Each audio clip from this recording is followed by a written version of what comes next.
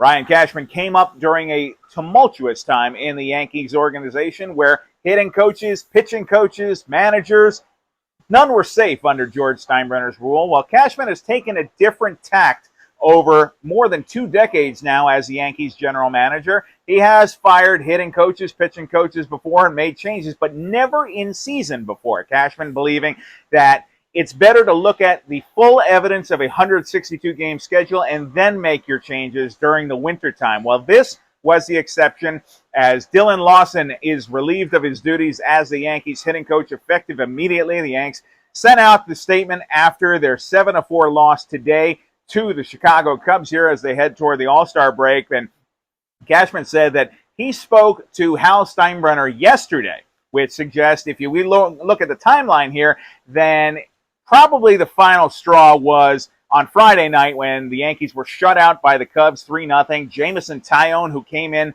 to the game with an ERA over 6, held them to 1 hit. And I think that Cashman, looking at the bulk of the results, which have not been good, the Yankees near the bottom of the major leagues in numerous offensive categories, and even worse since Aaron Judge went down in early June.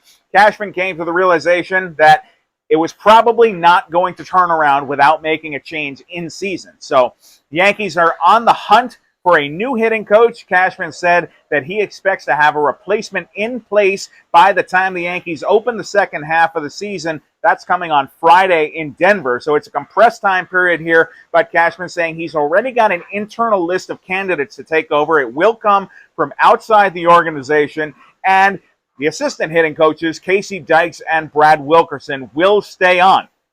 So they will stay on in their current role. So who that is yet to be seen, but Cashman said that the replacement will be someone who is in lockstep with manager Aaron Boone, and that clearly that they'll have to work together in the dugout, and somebody that Boone believes can fit into that position. So some of the players got the word after this game, although many of them had already left by the time the announcement was officially made.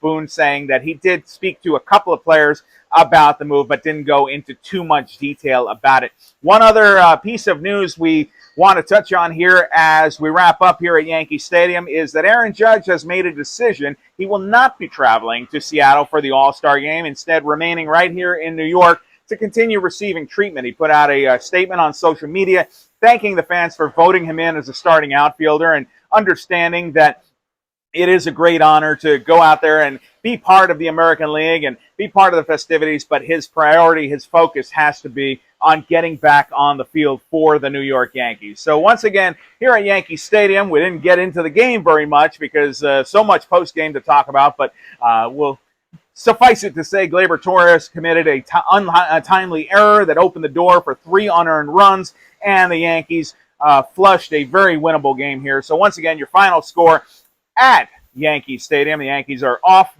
to the All-Star break, and then we'll open the second half in Denver. Your final score is the Chicago Cubs 7 and the New York Yankees 4. So we'll see you after the All-Star break. Enjoy it. Enjoy the All-Star game, and we'll see you as the Yanks are on the road.